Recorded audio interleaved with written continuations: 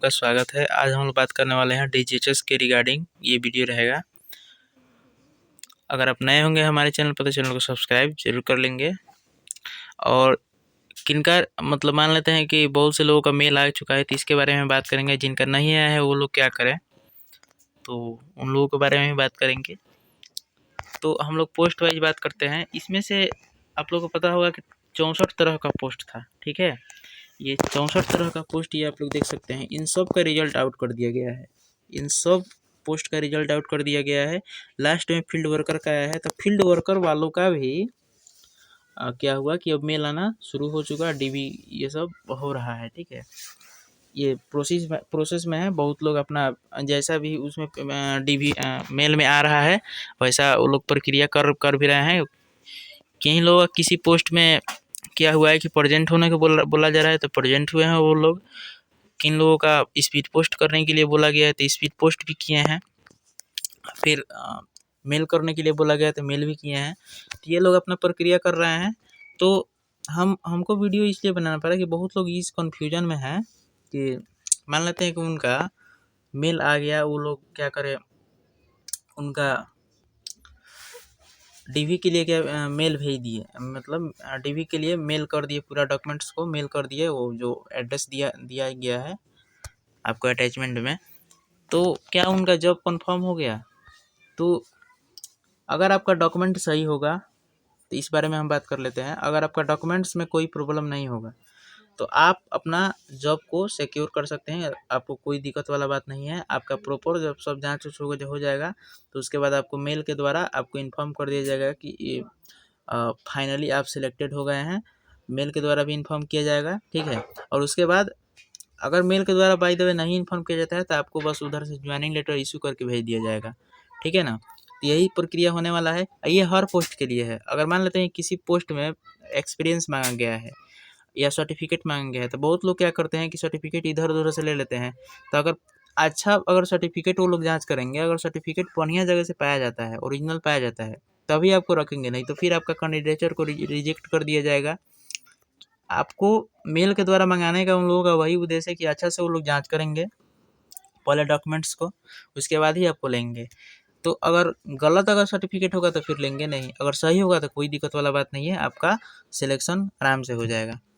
अब देखिए, मान लेते हैं कि इसमें से बहुत से ऐसा भी पोस्ट है कि किसी किसी का अभी मेल नहीं आए हैं। तो आप ही लोगों के द्वारा पता भी चल सकता है कि किनका मेल आया है और किनका मेल नहीं आया है।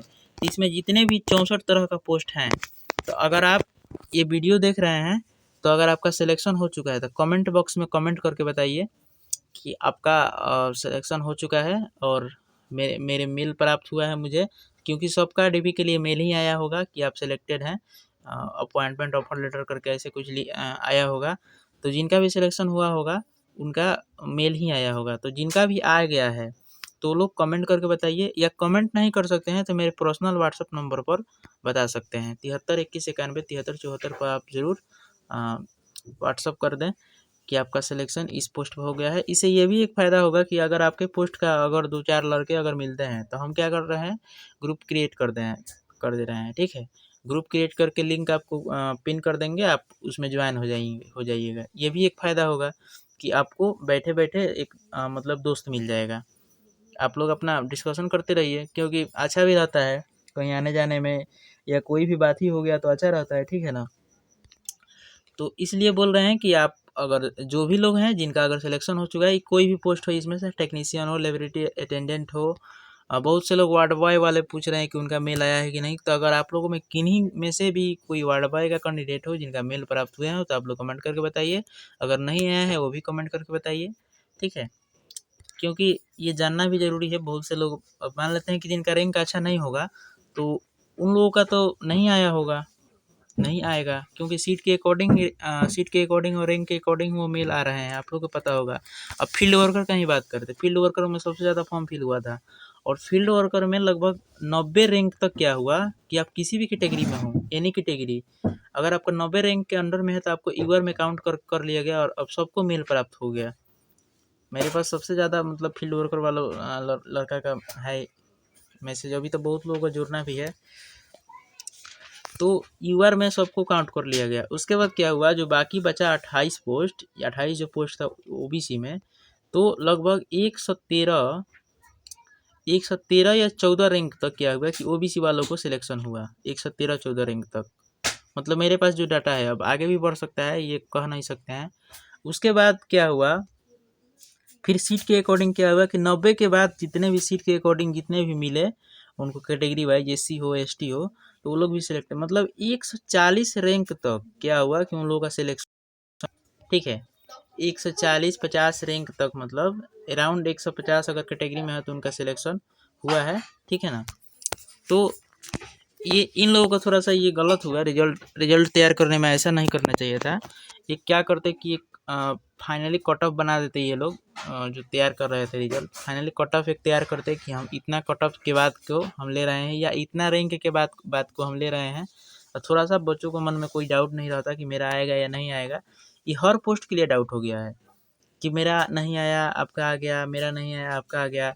तो ये थोड़ा सा मतलब अच्छा नहीं लग रहा है। पारदर्शिता अगर लाना ही था तो सबसे अच्छा रहता कि क्या करते ये लोग, कट ऑफ कर देते। तेज़ी तो है, तेज़ी तो काफ़ी ज़्यादा है, इतना तेज़ी कोई डिपार्टमेंट नहीं करता है जितना ये लोग तेज़ी किए हैं। तो तेज़ी तो बात सही है, तेज़ी है, लेकिन इन लोगों को क्या करना चाहिए कि फाइनली कट ऑफ जारी करना चाहिए कि हम इतने कट ऑफ के बाद वालों को हम फाइनली सेलेक्ट कर रहे हैं। क्योंकि हर डिपार्टमेंट, जैसे एम्स का आप लोग देखिएगा तो वो भी हेल्थ डिपार्टमेंट के अंडर में ही आता है, तो वो भी बहुत अच्छा से अपना प्रक्रिया करते हैं, पूरा कट ऑफ निकालते हैं।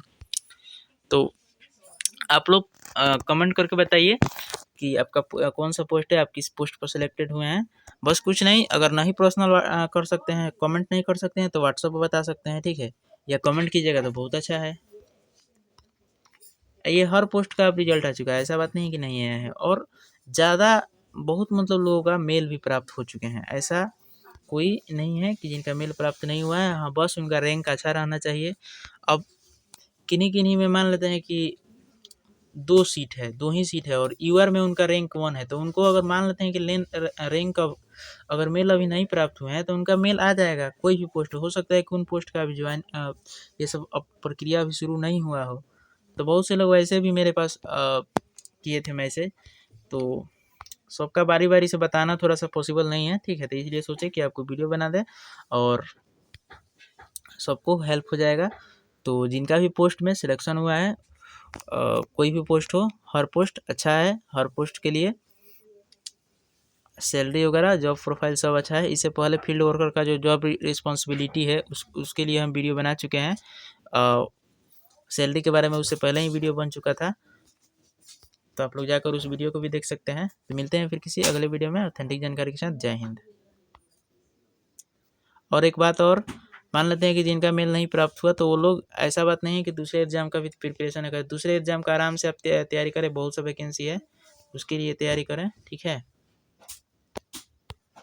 धन्यवाद।